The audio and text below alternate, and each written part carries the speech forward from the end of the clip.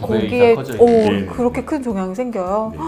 2, 3cm밖에 안 되는 작은 기관인데 종양이 예를 들어서 1cm짜리가 있다. 그러면 개 1cm짜리 개만 딱 도려내고 나머지 1cm는 남겨놓는 방식이라고요? 네, 맞습니다. 그게 돼요? 2cm밖에 안 되는데? 뭐 쉽진 않지만 가능합니다.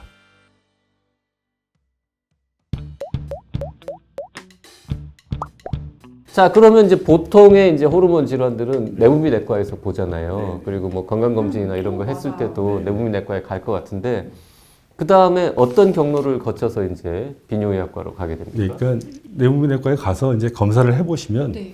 CT라든지 그런 호르몬 검사들을 해봐서 이제 호르몬의 이상이 있어서 이 환자가 증상이 조절이 안 되는 경우, 이거나 악성이 의심되는 경우이거나 아니면은 크기가 4cm를 넘거나 그러면은 악성을 의심을 하고 수술적 치료가 필요합니다. 그래서 그런 경우는 이제 우리과로 오게 되는 거죠. 아니 부신이 2cm밖에 안 되는데 두배 거기에 이상 커져 있는. 네. 그렇게 큰 종양이 생겨요? 네. 그러면은 악성인 거를 완전히 확인하고 수술하는 거예요? 아니면은 좀 애매하면은 수술해서 최종적으로 확인하는 겁니까? 이게 뭐 아직까지 논란이 있긴 합니다만 부신 종양 중에서 암은 흔치 않고요. 그래서 그렇지만 또 이게 예후가 별로 좋지가 않습니다. 피질에 생기기 때문에 바깥쪽에 생기기 때문에 밖에 잘 퍼지고 주변에 이제 중요한 장기들이 많기 때문에 전이되거나 예, 그렇죠. 전이 되는 경우가 많기 때문에 일단 암이 의심되는 큰 경우는 일단 CT 판독을 보고 좀 깨끗하게 수술적으로 제거를 해주는 게 원칙입니다. 근데 2cm밖에 안 되잖아요. 어떻게 떼내요? 그걸 다 떼야 되나? 근데 부신을 떼내면 또 호르몬이 부족해지잖아요. 어떻게 해요? 대부분은 뭐 한쪽에 생기기 때문에 이제 떼내는 경우도 있지만 양측성으로 생기는 경우도 있고 한쪽에 생겼는데 뗐는데 또 반대쪽에 생길 가능성이 완전히 배제할 수가 없습니다. 푸싱 증후군이라든지 이런 것들은 양측성이 많고요. 그래서 그런 경우에는 사실 어려움이 있죠. 이게 이제 호르몬 공장인데 부신을 양쪽을 다 뗐다. 당연히 평생 호르몬 호르몬제를 약을 복용해야 먹어야겠네요. 평생 약을 드시면서 사셔야 됩니다. 네, 그래서 이게 굉장히 좀 어려운 문제죠. 그래서 제가 경험한 환자 중에서도 뭐 25살짜리 여자분도 있었는데 양쪽을 다 떼야 되는 상황이 되니까 굉장히 이제 고민을 많이 하게 돼서 이제 그때부터 좀 제가 좀 다른 치료법들을 좀 고민을 좀 해봤습니다. 다른 치료법이요? 어떤 건가요? 그냥 우리과에서 자주 하는 이제 수술법인데 신장 같은 경우도 신장암도 옛날에 암이면 신장은 다 뗐거든요. 근데 요즘에는 최대한 신장을 살려줍니다. 부신도 저는 가능하면 부신만 제거할 수 있으면 종양만 제거할 수 있으면 종양만 제거하는 게 결국 환자들한테 이익을 줄 수 있지 않을까. 지금 그런 생각을 좀 하게 됐죠. 2, 3cm밖에 안 되는 작은 기관인데 종양이 예를 들어서 1cm짜리가 있다. 그러면 개 1cm짜리 개만 딱 도려내고 나머지 1cm는 남겨놓는 방식이라고요? 네, 맞습니다. 그게 돼요? 2cm밖에 안 되는데? 뭐 쉽진 않지만 가능합니다. 로봇으로 하는 겁니다. 예, 그런 경우는 제가 이제 주로 로봇을 하게 되는 게 이게 아시겠지만은 육안으로 봐도 굉장히 조그맣기 때문에 정말 이렇게 좀 그걸 잘라내기 힘들거든요. 근데 이 로봇을 하면 이게 좀 확대가 되기 때문에 비교적 좀 더 잘 보고 이게 잘라낼 수가 있습니다. 아니 근데 이게 또 처음 듣는 이야기. 너무 작으니까 가위 뭐 이런 뭐 메스도 되게 막 바늘 수준이어야 될 것 같은데 어떻게 그렇게 하시는 거예요? 그러니까 이게 로봇으로 하게 되면 이제 몇 배로 확대가 되기 때문에 훨씬 잘 보입니다. 경계나 이런 것도 다 네네. 자, 그러면 부신의 일부만 딱 종양만 제거하면 그러면 그 나머지 공장이 계속 가동을 하니까 평생 약 안 먹어도 되는 겁니까? 그렇죠. 대박. 와 이거 너무 괜찮다. 굉장히 필요한 수술이네요. 예, 그래서 하여튼 저는 이게 요즘에 수술을 그렇게 하려고 노력을 하고 몇십 명을 가지고 이제 해보니까 뭐 몇 년이 지나도 뭐 재발하지 않고 괜찮더라고요. 그래서 이런 식으로 수술을 좀 해보려고 노력을 많이 하고 있습니다. 이름이 뭐예요? 부신 뭐 부분 절제술 뭐 이런 겁니까? 예, 맞습니다. 부신 부분 절제술. 예. 부분 절제술. 예.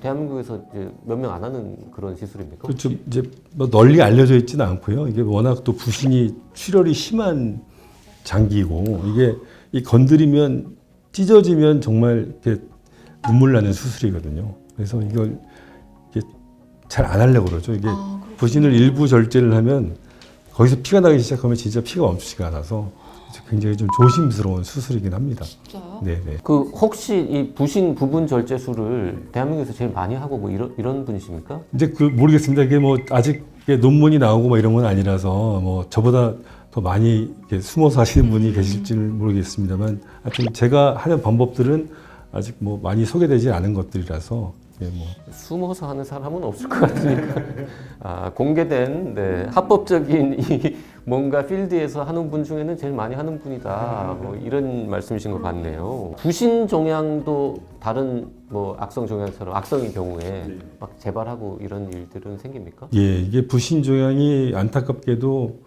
케이스가 많지 않고 이게 생기게 되면은 또 재발을 잘합니다. 그리고 아직 그 확립된 치료법이 없고요. 예를 들어서 뭐 전립선암이라든지 뭐 신장암 뭐 이런 여러 가지 이제 좀 케이스가 많은 암들은 제약회사에서 열심히 이제 만들죠.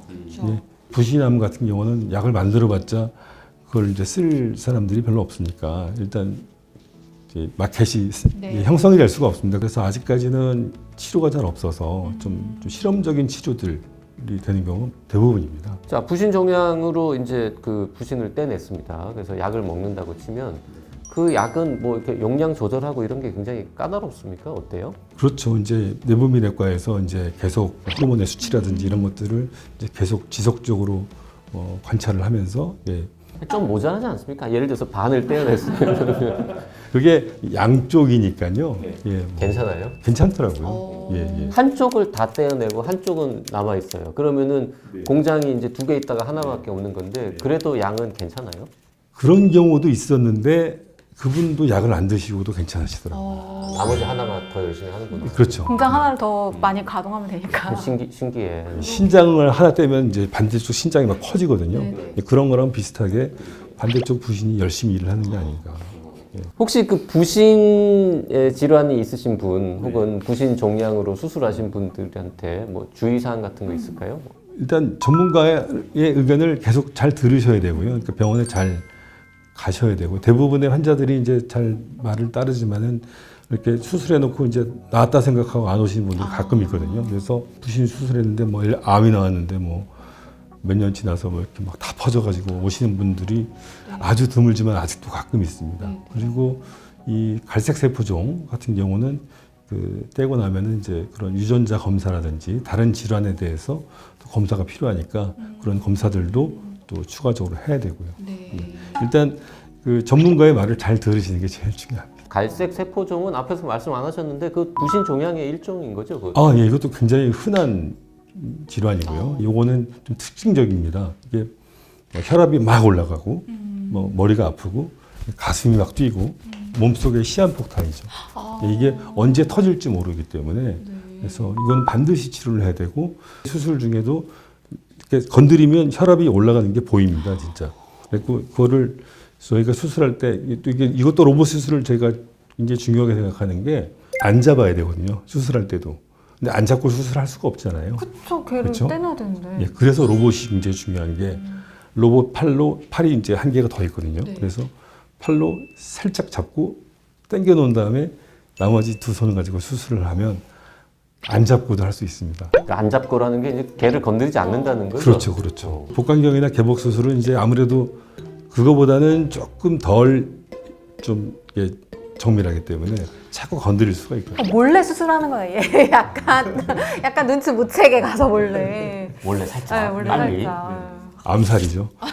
오, 좋다. 네. 생소하지만 굉장히 중요한 기관인 부신 그리고 부신에 생기는 여러 가지 질병들에 대해서 오늘 공부해봤습니다. 지금까지 이대목동병원 비뇨의학과의 김환석 교수님이었습니다. 고맙습니다. 예, 고맙습니다.